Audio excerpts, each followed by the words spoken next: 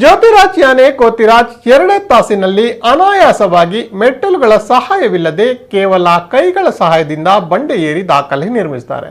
ಈ ಮೂಲಕ ಸಮುದ್ರ ಮಟ್ಟದಿಂದ 1700 ಅಡಿ ಇರುವ ದಕ್ಷಿಣ ಕನ್ನಡ ಜಿಲ್ಲೆಯ ಬೆಳ್ತಂಗಡಿ ತಾಲೂಕಿನ ಗಡಾಯಿಕಲ್ಲನ್ನ ಪ್ರಪ್ರಥಮ ಬಾರಿಗೆ ಏರುವ ಮೂಲಕ ದಿ ಮಂಕಿ ಮ್ಯಾನ್ ಮತ್ತೊಂದು ದಾಖಲೆಯನ್ನ ತಮ್ಮ ಮುಡಿಗೇರಿಸಿಕೊಂಡಿದ್ದಾರೆ.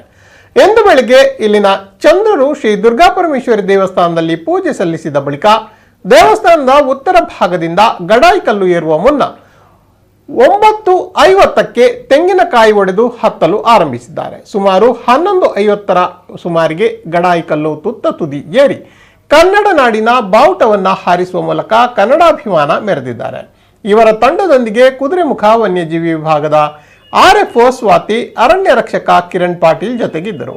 ಈ ಸಾಹಸವನ್ನ ವೀಕ್ಷಿಸಲು ದೂರ ದೂರುಗಳಿಂದ ಜನಸ್ತೋಮವೇ ಬಂದು ನೆರೆದಿತ್ತು.